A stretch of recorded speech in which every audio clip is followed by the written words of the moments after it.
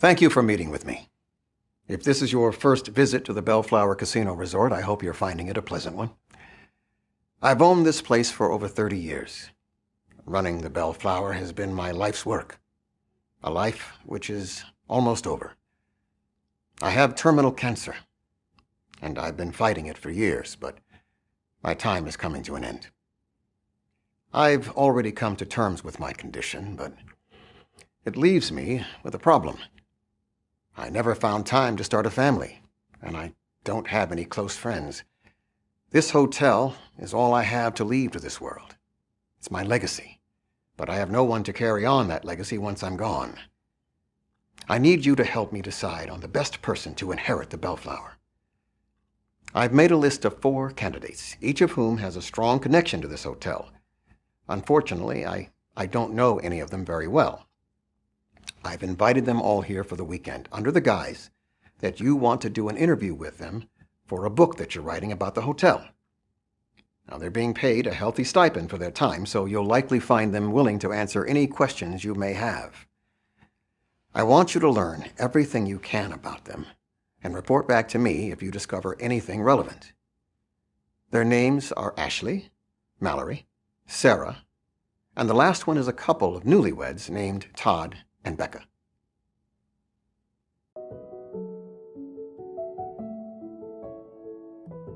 Ashley is a magician. She's been holding her magic show here at the Bellflower since we added a theater during our last renovation. She's been here longer than any employee, and she's as financially tied to this place as anybody, aside from myself. She's a private person, so I don't know much about her personal life. Mallory is the unluckiest person I've ever met. She's also one of the nicest. I've never seen so much tragedy befall such an undeserving person. I unfairly gave her a hard time when we first met, but we get along well now. I gave her a complimentary stay here at the hotel to apologize, and she wouldn't stop talking about how much she loved it here. I think she might even like my hotel more than I do. Like the others on my list, I don't know very much about her. Sarah is the daughter of the Goodley family. She's been staying here with her parents on family vacations for years. That family is so wholesome that they make the Brady Bunch seem edgy. They're a welcome breath of fresh air here in Las Vegas, and I love the idea of someone with very strong moral values like Sarah taking over the hotel.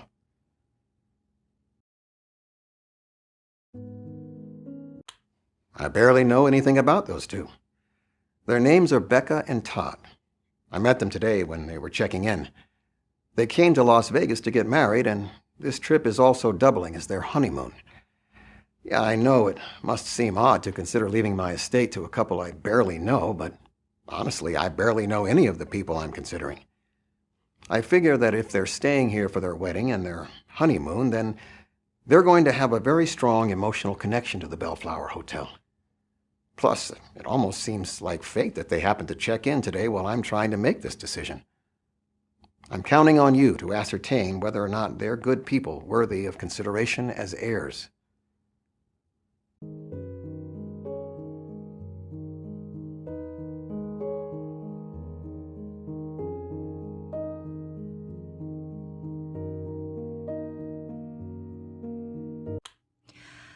I'm Ashley. I live here in Las Vegas. I spend most of my time practicing magic, and I am single.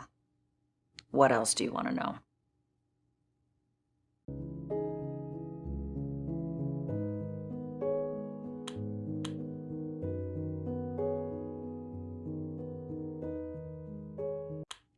I've been performing my magic act here since the last time it was renovated. Never heard of the place before that. I like it here. I like Mr. Davenport, too. He's very hands-off. I appreciate the fact that he doesn't try to give me input about my show.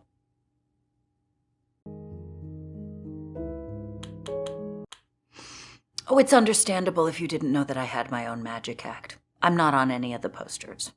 I used to be. But I learned early on that audiences expect a magician to be male. So I hired a male presenting actor as the magician. I started working as the assistant. My ticket sales, foomp, shot way up.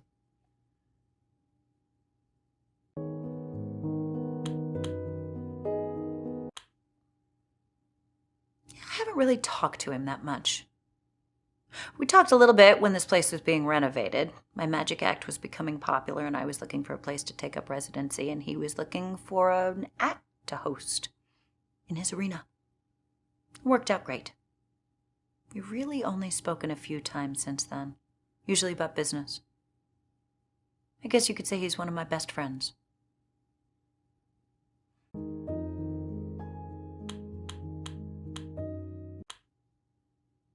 I don't like interacting with people unless there's a purpose. I would say I'm a people person, but I grow weary of them quickly if they overstay their welcome or talk. I prefer quiet types who show who they are by their actions. You know, a lot of people will have shallow, fake friends who will tell you all about their day, but they'll never lift a finger if you need to move or get rid of a body. I really don't like people like that.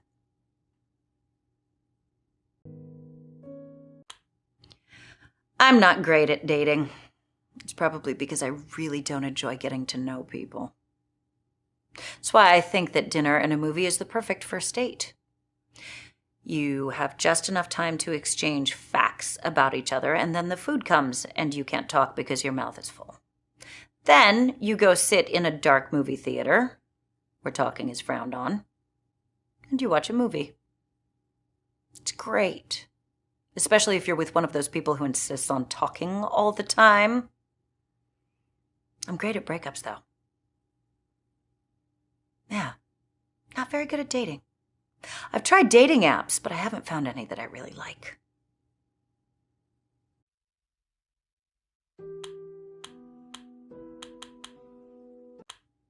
I've never had to get rid of a body.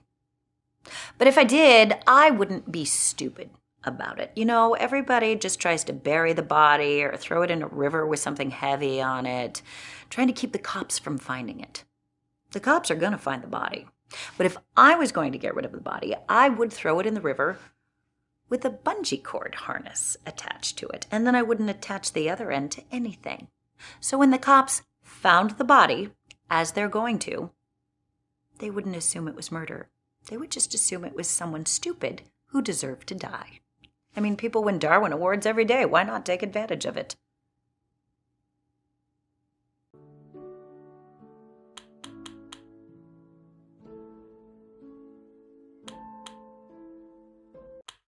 I'm not mad about it. My act has actually gotten a lot easier since I started working as an assistant and not the magician. I'll let you in on a little secret. The assistants are actually the ones who perform all the tricks in a magic act.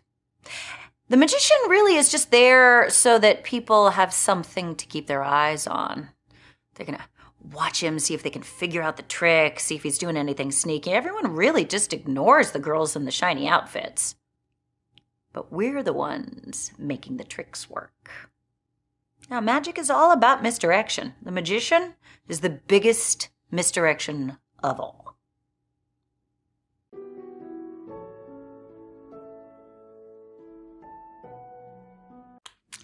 What is there to say? I guess I'm a little bit down on my luck right now between jobs. I had 2 job interviews earlier this week, and I'm hoping to have more soon. I don't like to admit this usually, but it might be important for your book. I'm actually homeless currently. It might surprise you that I actually came from a fairly wealthy family. My dad was some sort of hotshot furniture salesman, and my mom was a cable TV installer. We actually owned our own house. It was double wide.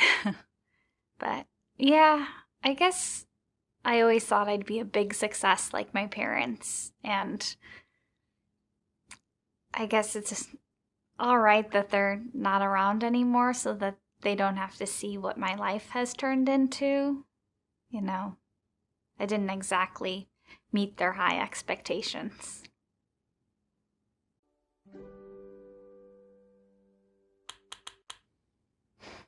I wasn't always homeless. Actually, when I was in Alabama, I had 3,000 square feet to myself.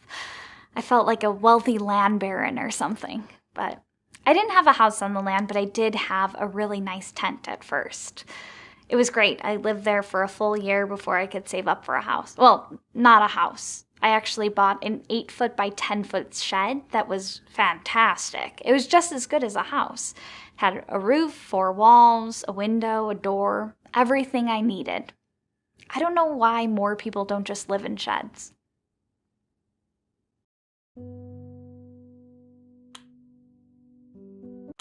Oh, I've been an orphan almost my entire life. Yeah, my parents died in a fishing accident when I was really little. The only living relative I have is my Uncle Albert, but we don't really talk at all. He's been in and out of prison my whole life. I used to work at the Bellflower as a professional gambler. That's actually how I met Mr. Davenport. His security guards thought that I was cheating, actually, so they brought me in for hours and hours of questioning. Thankfully, they looked through the security footage and saw that I was not cheating. They could have just kicked me out, but Mr. Davenport was so kind, and he actually put me in a room for a full week to make up for the trouble that had been caused. This is the nicest hotel I've ever been in.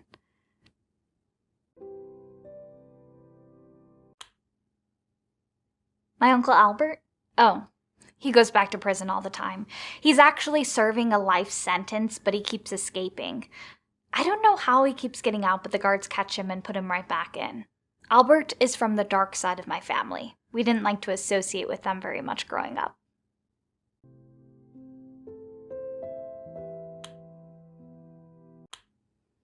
My parents used to take me fishing on the southern coast of Alabama. I don't think we were supposed to be fishing at the spot they found, but there was never anybody around to tell us to leave, so we did it anyway. It was really nice, and almost like a real vacation. Anyway, we didn't have a real boat. We had just 3 of those floating pool chairs that we'd like paddle out and just sit there and fish. It was really relaxing. Anyway, one day my parents caught an undertow and the current pushed them out deep into the ocean. So luckily I managed to get to shore, but it took me a while to find anyone for help. The authorities searched and searched for them, but all they could find were their pool chairs, empty. It was really bad, but I was placed into the foster care system.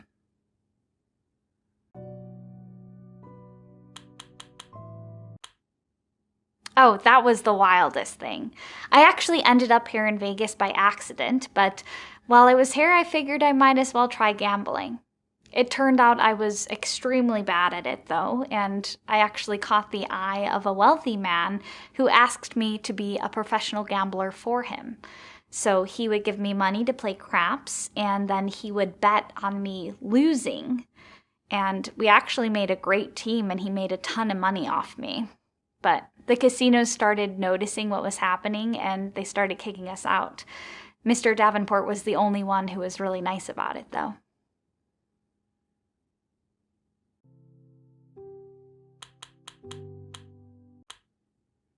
Oh, he was a rich person just like you'd see in the movies. I mean, he had a 3-piece suit on with a jacket and a matching vest and everything.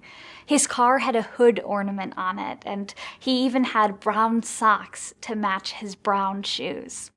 I wouldn't know what to do with that kind of money. I think the first thing I might do would be to buy a monocle, though.